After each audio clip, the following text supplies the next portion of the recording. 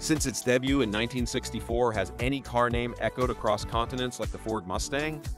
From its inception, spearheaded by Lee Iacocca, who pioneered the pony car concept, to later iterations crafted with Carroll Shelby's racing expertise, the Mustang evolved into a true muscle car legend. Now, with the Camaro gone, can you guess what hidden treasures lie among the rarest Mustangs ever made? Let's unveil the 5 rarest Mustangs most people have never heard of. The 2009 Ford Mustang Iacocca 45th Anniversary Edition is a rare gem that celebrates 45 years of Mustang history with style and power. This car was designed not just for driving, but as a tribute to the very man who helped create the original Mustang.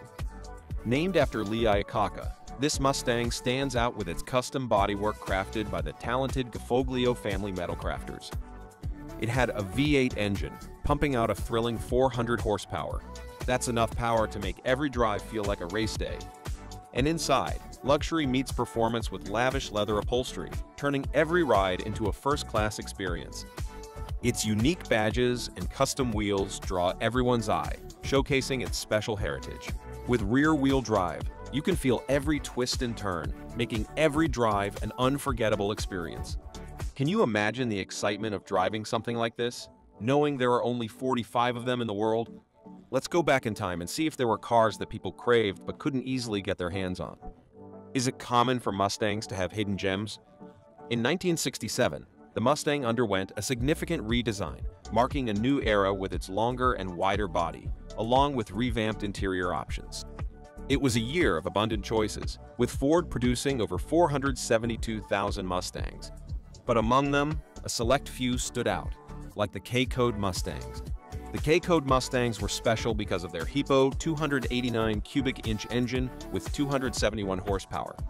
They were rare, with only 489 made in 1967. The convertibles were even rarer. Out of just 50 K-Code convertibles that year, only 21 had the special competition suspension option. How would you feel driving one of these 21 elite convertibles, each a true gem of performance and exclusivity?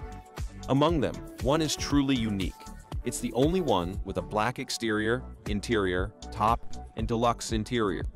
This combination makes it not just rare, but absolutely distinctive, a perfect mix of power and elegance that stands at the top of Mustang collectability. Every part of this Mustang shows its high quality, from its powerful engine to its special suspension, giving you an exciting drive every time. It's proof of Ford's dedication to making not just cars, but legends that car lovers cherish for years. But sometimes, it seems like Mustang produces a large number of cars, and then takes a few, makes some small changes, and calls them special editions. Do you agree? If not, just hear this out. The Mustang II was a unique model, sandwiched between the original Mustang and the Fox body, based on the Pinto. It was smaller and lighter, but seen as a step down. During the OPEC oil crisis, its better fuel economy was a plus, but interest waned as the economy recovered. To inject excitement, Ford collaborated with McLaren to create something special, the M81. Only 10 were made out of 249 planned units, each meticulously crafted by McLaren in Livonia, Michigan, with upgrades inside and out. Despite its high price tag of $25,000, the M81 struggled to find buyers, with 7 of them painted in striking bittersweet orange. The 1970s posed challenges for car enthusiasts with fuel shortages affecting power outputs. The Mustang's evolution, including the third-generation Fox body, aimed to restore performance. The M81, powered by a 2.3-liter turbocharged engine producing 175 horsepower, offered a boost over the standard model, but still had modest performance. What makes the M81 intriguing today? Is it the McLaren collaboration, the distinctive paint, or the meticulous craftsmanship? Perhaps it's the combination. With only 10 examples made, the M81 stands as a rare and fascinating chapter in Mustang history, reflecting an era when even iconic muscle cars adapted to changing times. At the 1964 New York World's Fair, Ford revealed 12 early Mustang convertibles known as the World's Fair Skyway Mustangs. Wouldn't it be a dream come true for every car admirer to cruise in one of these historic cars, numbered from 100,003 to 100,014, experiencing Walt Disney's amazing Magic Skyway ride at the Ford Pavilion? It's incredible that out of those 12, only 2 are left today. Talk about rare. The magic Skyway Mustangs took guests on a journey through time, with animatronic dinosaurs and futuristic marvels. How thrilling would it have been to be part of such a groundbreaking experience that introduced the Mustang in such a grand way? Ford called it one of the biggest car launches ever. How did such a spectacle shape the Mustang's legacy? After the fair ended in April 1965, Ford revamped these cars for road use, updating them with 1966 features like radios and hubcaps. Even though their engines weren't running during the ride, they all had 200 cubic inch inline six-cylinder engines making 120 horsepower. Can you guess how many of the original 11 Skyway Mustangs are still around today? Just 3. And recently, one sold for $66,000 at auction. The 1964 World's Fair Skyway Mustang embodies Ford's spirit of innovation and the lasting impact of the Mustang. With only a dozen made, each one represents exclusivity and forward-thinking. With a V8 engine packing 271 horsepower, these Mustangs turned heads not only with their stunning pearlescent white and sky blue paint job, but also with their impressive performance. Made specifically for the 1964 New York World's Fair, the Skyway Mustang set a new standard in car exhibitions. Can you imagine the awe of riding in a car with a see-through plexiglass roof, offering a panoramic view of the fairgrounds? Many of you classify this car as one of the most powerful cars. Would it be a surprise to you to classify it as one of the rarest? Talking of the year 1967, I think it rings a bell. But to be specific, in 1965, Shelby built 562 different Shelby Mustangs, including 506 street production cars. By 1966, that number had skyrocketed to 2,378, with 1,356 being street cars and another 999 being Hertz rental cars. However, the 1967 model year stands out for its rarity.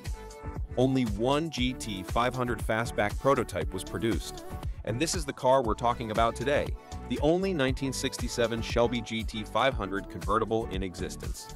The 1967 Shelby GT500 Convertible is a true unicorn in the world of Mustangs. It was supposed to go into mass production, but the styling buck provided to Shelby had been tweaked, making parts incompatible with the production cars that Ford sent over.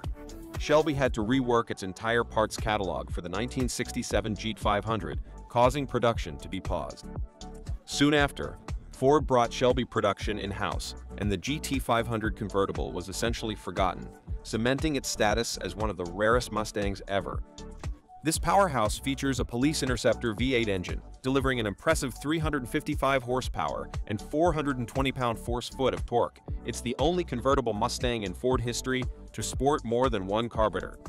Did you know the hardtop model of this unique Mustang was even featured in the 2000 movie Gone in 60 Seconds as the legendary Eleanor? This only adds to its mystique and desirability.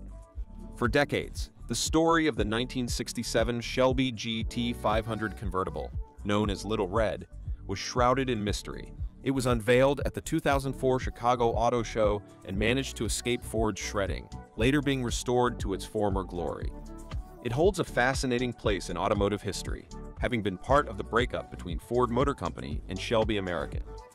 When it was purchased in 1977, it was believed to be a 1968 Shelby GT convertible.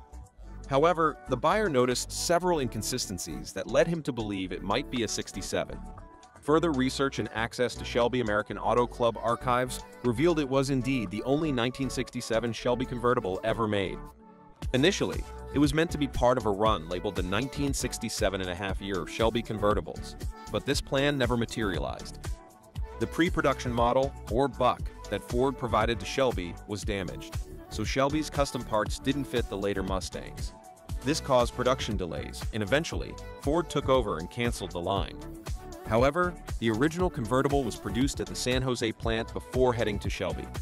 It was later refitted with 1968 parts for photographs, sold, stolen, and ended up in an Illinois car museum, where it was first displayed in 2004. The 1967 Shelby GT500 Convertible stands as a testament to automotive ingenuity and the dynamic partnership between Ford and Shelby. Wouldn't it be amazing to see this one-of-a-kind Mustang in person? Own one of these beauties? Give me a thumbs up and drop a comment below to share your experience. If not, let us know which of these classics you're dreaming of. Remember to subscribe for more exciting car content like this. Thanks for watching and see you next time.